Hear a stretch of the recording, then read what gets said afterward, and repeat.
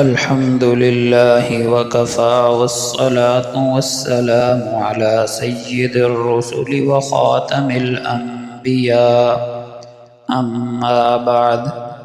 محترم دوستو اور عزیزو، انتہائی بابرکت مقدس بارحمت مہینہ شروع ہونے کو ہے، جہاں ایک طرف ایمان والے کے لیے خوشی کا موقع ہے کہ زندگی میں ایک بار پھر اللہ پاک نے آخرت کی کمائی کا، جنت کی کمائی کا اور گناہوں کی بخشش کا ایک بہترین موقع عطا فرمایا ہے، وہاں دوسری طرف ڈرنے اور لرزنے کی بھی بات ضرور ہے، کیونکہ اگر خدا نخواستہ اس مقدس مہینے میں بھی اپنے گناہوں کی ہم مغفرت نہ کروا سکے تو خطرہ ہے کہ کہیں ان لوگوں میں شامل نہ ہو جائیں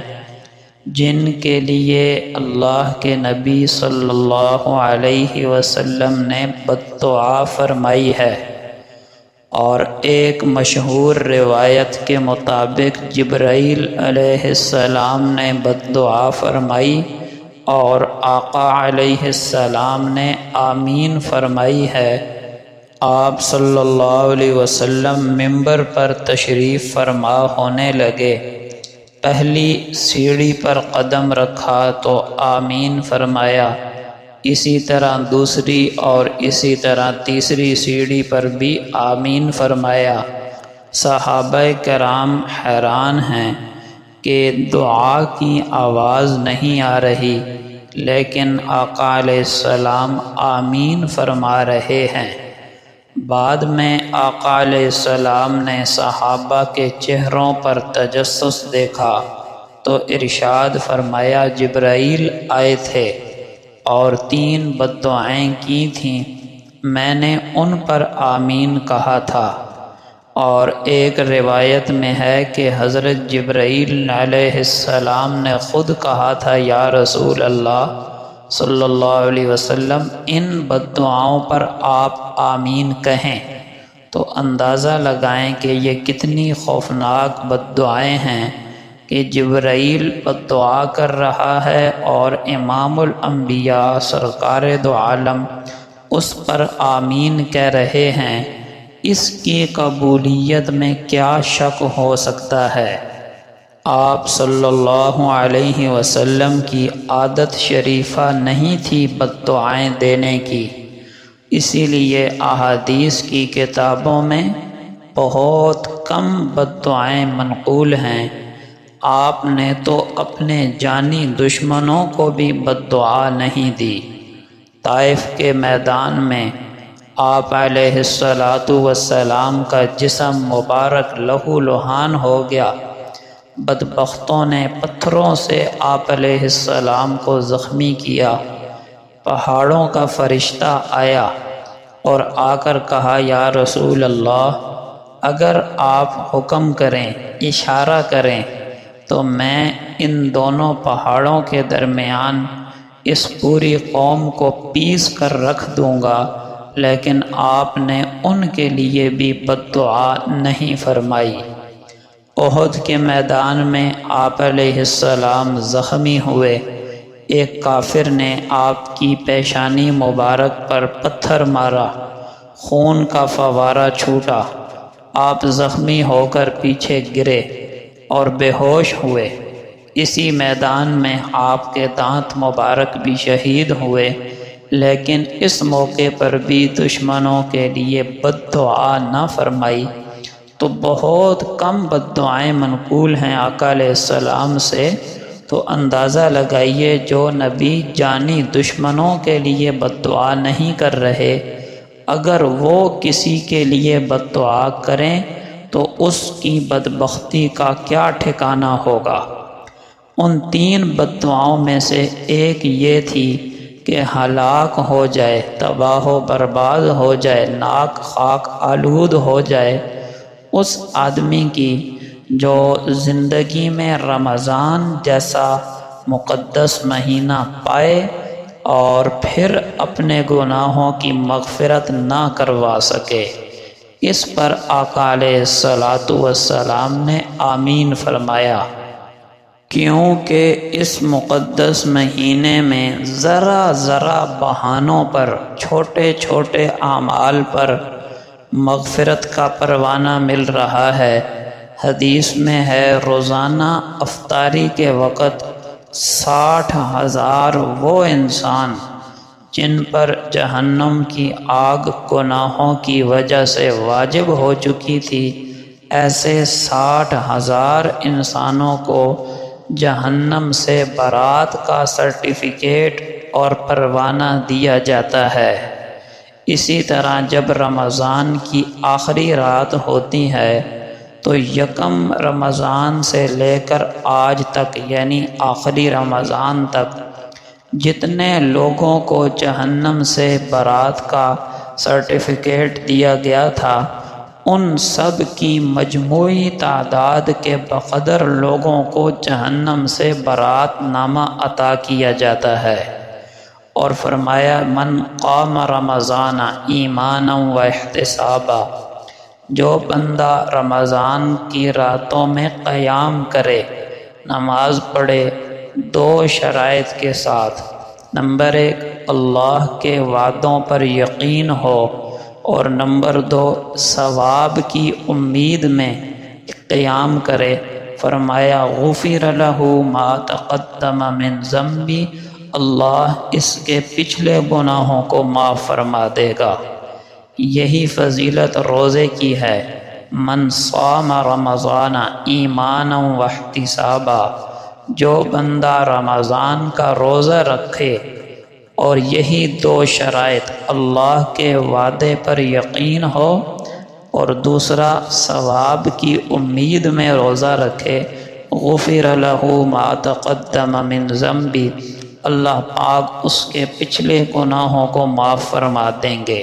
تو قدم قدم پر مغفرت کے پروانے مل رہے ہیں، پھر بھی اگر کوئی مغفرت سے اور بخشش سے محروم رہے تو وہ یقیناً اس لائق ہے کہ آقا علیہ السلام کی اور جبرائیل علیہ السلام کی بد دعا کا حقدار بنے۔ اب ذہنوں میں سوال پیدا ہوگا کہ ہمیں کیسے پتہ چلے کہ میری مغفرت ہوئی یا نہیں ہوئی، مجھے بخشش نامہ اس رمضان دیا گیا یا نہیں دیا گیا؟ اس کی علماء نے کچھ پہچان اور نشانیاں اور علامتیں بیان کی ہیں۔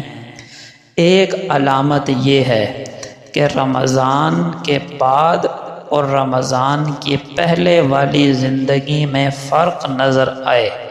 رمضان سے پہلے جو زندگی تھی، رمضان کے بعد اس زندگی میں اگر کوئی چینجنگ، کوئی تبدیلی، کوئی نمایاں فرق نظر آ رہا ہے تو یہ علامت ہے کہ انشاءاللہ اس کا رمضان اور اس کی توبہ قبول ہو چکی ہے۔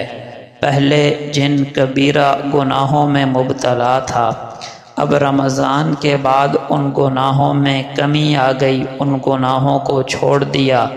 پہلے عبادات سے غافل تھا، اب عبادات کا عادی بن گیا۔ تو یہ تبدیلی، یہ ایک علامت ہے رمضان کی قبولیت کی اور توبہ کے قبول ہونے کی۔ اور اگر خدا نخواستہ جہاں رمضان سے پہلے کھڑا تھا، جس زندگی میں رمضان سے پہلے جو گناہ کر رہا تھا، رمضان کے بعد بھی وہی زندگی ہے، رمضان کے بعد اور پہلے والی زندگی میں فرق اور تبدیلی نہیں آئی، تو بہت زیادہ ڈرنے کی اور خطرے کی بات ہے کہ کہیں خدا نخواستہ ان لوگوں میں شامل نہ ہو جائے جن کے لیے حضرت جبرائیل علیہ السلام اور آقا علیہ الصلاۃ والسلام کی بد دعا ہے۔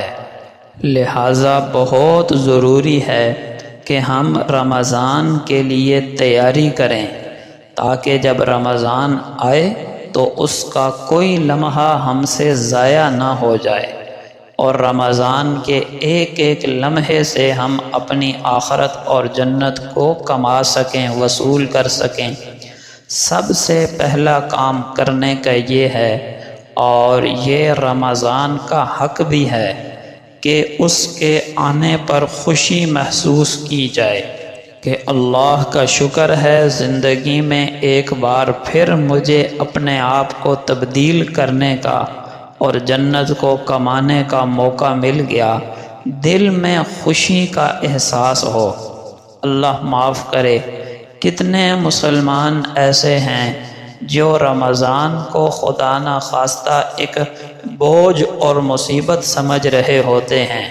وہ سمجھتے ہیں شاید ہماری عیاشی بھری زندگی میں رمضان ایک رکاوٹ بن کر آ گیا، سر عام بہت سے گناہ نہیں کر سکیں گے، سر عام کھا پی نہیں سکیں گے۔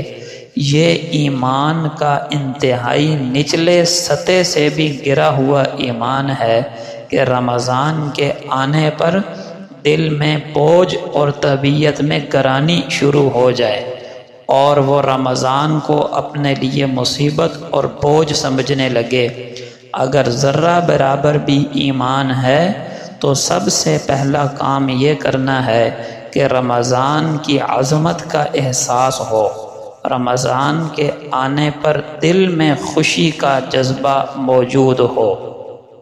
ہمارے لیے ایک مہینہ بوجھ بن رہا ہے، اور آقا علیہ الصلاۃ فرمایا کرتے تھے، اگر میری امت کو پتہ چل جائے کہ اللہ پاک نے ان کے لیے رمضان میں کیا کیا برکتیں اور رحمتیں رکھی ہیں، تو میری امت یہ تمنا کرنے لگے کہ کاش سارا سال ہی رمضان ہو۔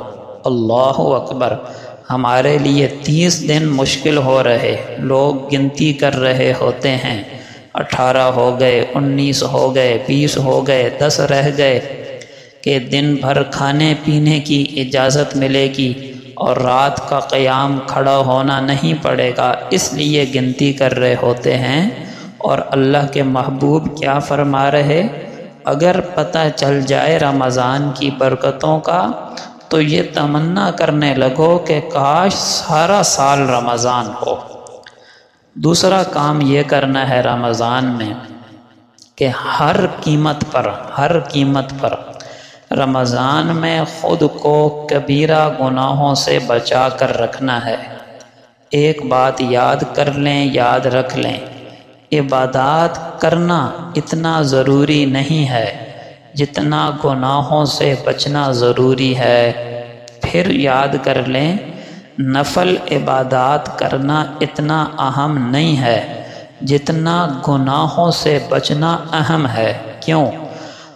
نفل عبادات کرنا نفل ہے اور گناہوں سے بچنا فرض ہے، اور ظاہر ہے فرض کا مقام اور مرتبہ اور درجہ نوافل سے بہت بلند ہوتا ہے۔ جس طرح رمضان میں عبادات کا اجر بڑھ جاتا ہے، تو یہ بھی سن لیں کہ گناہوں کا عذاب بھی بڑھ جاتا ہے۔ مثلا ایک آدمی عام جگہ کوئی گناہ کرتا ہے اور وہی گناہ پھر مسجد حرام میں کرتا ہے، تو بتائیے ان دونوں گناہوں کی نوعیت اور عذاب میں فرق ہوگا یا نہیں ہوگا؟ جس طرح جگہ کے بدلنے سے گناہ کی نوعیت بدل جاتی ہے، اسی طرح وقت کے بدلنے سے بھی جگہ اور اس گناہ کی اور نیکی کی نوعیت بدل جاتی ہے۔ رمضان میں جس طرح نیکیوں کا اجر بڑھ جاتا ہے تو گناہوں کا وبال بھی بڑھ جاتا ہے۔ نیکیوں کا اجر کتنا بڑھتا ہے، یہ ایک روایت ہی اس بات کو سمجھنے کے لیے کافی ہے۔ آپ صلی اللہ علیہ وسلم نے فرمایا، من تقرب فیہ بخصلۃ من الخیر، جو بندہ رمضان میں ایک نفلی عبادت کرتا ہے، کان کمن ادی فریضۃ فیما سواہ، وہ ایسا ہے جیسے اس نے غیر رمضان میں ایک فرض ادا کیا، یعنی رمضان میں نفل کا اجر فرضوں کے برابر ہوتا ہے۔ آپ کو شاید یہ فرق سمجھ نہ آئے، لیکن ذرا غور کیجئے گا تو سمجھ آئے گا۔ ہزاروں نوافل مل جائیں، ہزاروں نوافل مل جائیں، ایک فرض کے برابر نہیں ہو سکتے۔ اور یہ بات صحیح حدیث سے بھی ثابت ہے۔ آپ صلی اللہ علیہ وسلم نے فرمایا کہ جس بندے نے بغیر کسی شرعی عذر کے رمضان کا ایک روزہ بھی چھوڑ دیا، اگر وہ سارا زمانہ روزہ رکھتا رہے تو اس روزے کا اجر نہیں پا سکتا، کیونکہ یہ روزہ فرض تھا، اور سارا زمانہ جو روزے رکھے گا وہ نفل ہوں گے، تو وہ ہزاروں نفل روزے مل کر اس فرض روزے کے درجے تک نہیں پہنچ سکتے۔ تو اب سنیے کہ اس مہینے میں نفل فرض کے برابر ہو جاتا ہے، اور فرض اس کا ثواب 70 گنا بڑھا دیا جاتا ہے۔ تو جب نیکیوں کا اجر بڑھ رہا ہے تو گناہوں کا وبال بھی بڑھے گا، تو لہٰذا کم از کم اس مہینے میں اپنے آپ کو کبیرہ گناہوں سے بچانا بہت ضروری ہے۔ اب کیسے بچائیں اپنے آپ کو کبیرہ گناہوں سے؟ غور کرے، ہر آدمی غور کرے کہ میں کن کن کبیرہ گناہوں میں مبتلا ہوں، اور یہ کبیرہ گناہ کس وجہ سے ہوتے ہیں، کس سبب سے ہوتے ہیں۔ آپ نے غور کر کے وہ سبب ڈھونڈنا ہے۔ اگر سبب کو ختم کر دیا تو گناہ بھی انشاءاللہ ختم ہو جائے گا۔ مثلا 2 مثالیں میں دیتا ہوں۔ کوئی بندہ کبیرہ گناہ میں مبتلا ہے غیبت کے، وہ غیبت کا عادی ہے، تو غور کرے کہ میں غیبت کب کرتا ہوں، اس کا سبب کیا ہے۔ مثلا معلوم ہوا کہ غیبت کا سبب ہے کہ میں دوستوں کی، یاروں کی مجلس میں جب بھی بیٹھتا ہوں تو کسی نہ کسی کی غیبت کر بیٹھتا ہوں، تو غیبت کا سبب ہوا دوستوں کی، یاروں کی مجلس، تو اس کو چاہیے کہ اس سبب کو یعنی مجلس کو چھوڑ دے، کم از کم اس مہینے کے لیے تو چھوڑ دے، تو انشاءاللہ غیبت کے گناہ سے بچ جائے گا۔ دوسری مثال، کوئی بندہ مثلا بد نگاہی کا، بد نظری کا عادی ہے، حرام دیکھنے کا عادی ہے، تو وہ غور کرے کہ میں حرام کب دیکھتا ہوں، کیوں دیکھتا ہوں۔ اگر غور کرنے پر پتہ چلا کہ جب میں بازار میں ہوتا ہوں تو غیر محرم کو دیکھتا ہوں، حرام نظر ڈالتا ہوں، تو اس کو چاہیے کہ اس گناہ کے اس سبب کو، اس ذریعے کو ختم کرے، رمضان میں کم سے کم بازار میں جائے۔ اگر کسی کو غور کیا اور پتہ چلا کہ میں بد نگاہی تب کرتا ہوں جب موبائل دیکھتا ہوں، تو اس کے اس گناہ کا سبب اور ذریعہ کیا ہوا؟ موبائل۔ تو اس کو چاہیے کہ اس مہینے میں موبائل سے اپنے آپ کو دور رکھے۔ خلاصہ یہ کہ ہر آدمی خود غور کرے کہ میں کس وجہ سے گناہ کرتا ہوں، اس وجہ کو ختم کرے، گناہ خود چھوٹ جائے گا، اور نہیں تو کم از کم اس مہینے میں تو ضرور ایسا کرے۔ اللہ پاک ایمان اور صحت کی سلامتی کے ساتھ ہم سب کو، ہر مسلمان کو یہ مقدس مہینہ عطا فرمائے، اور اس کے ایک ایک لمحے کی خوب قدردانی کرنے کی توفیق عطا فرمائے، اور اس مقدس مہینے کو ہماری مغفرت کا، بخشش کا، نجات کا اور زندگیوں کے بدلنے کا ذریعہ بنائے۔ آمین۔ وما علینا الا البلاغ۔